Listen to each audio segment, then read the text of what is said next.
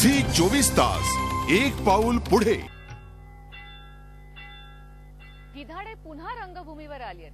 हे नाट्य दरबाराच्या माध्यमातून आम्ही तुम्हाला सांगितलं होतंच, पण रंगभूमीवर अवतरलेली ही नवीन गिधाडं आपली जादू दाखवण्यात यशस्वी झाली आहेत का?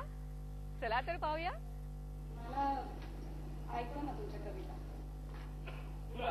काळाच्या पलीकडचा विचार करणाऱ्या विजय तेंडुलकरांचे विचार आजही कालबाह्य झालेले नाहीत आणि म्हणूनच तेंडुलकरांचे गिधाडे हे नव्याने आलेलं नाटक आजही रंगभूमीवर प्रेक्षकांना आपलंसं करतंय।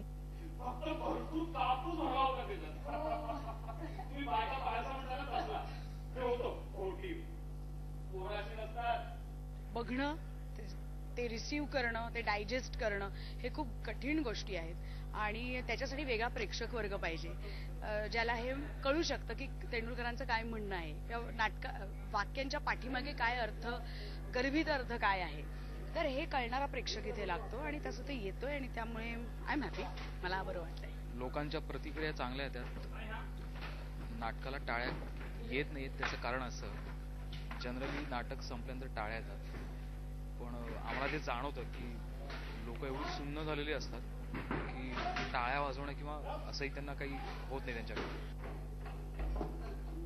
तेंडुलकरांचं नाटक म्हटलं की काहीतरी हटके पाहायला मिळणार, याच उद्देशाने आतापर्यंत झालेल्या प्रयोगांना प्रेक्षकही भरभरून प्रतिसाद देत आहेत।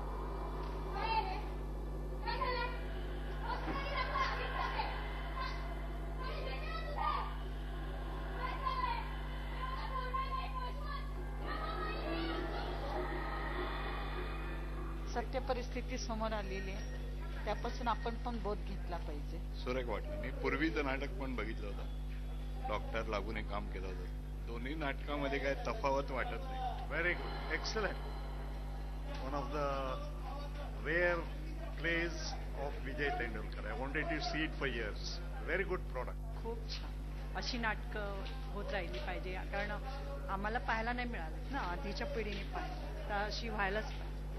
छान, आणि स्पेशली अतिशा मॅडमना धन्यवाद, कारण त्यांनी हे धाडस केलं। छान नाटक, मस्त, एकदम सगळ्यांची कामं एकदम फर्स्ट क्लास। काळाच्या ओघात आता बरेच संदर्भ बदलले असले तरी गिधाडे नाटकात मांडलेली समस्या, घरगुती हिंसेचं वास्तव आजही सर्व स्तरात भेडसावणारं आहे आणि म्हणूनच सत्यतेतही या नाटकाची निर्मिती अगदी चपखल बसलीये। झी 24 ताससाठी जयंती वागदरे, मुंबई। मित्रहो, नाट्य दरबारात आज मी तुमची रजा घेतेय। पुन्हा भेटूया नाटकांच्या राज्यात। तोपर्यंत पाहत रहा झी 24 तास।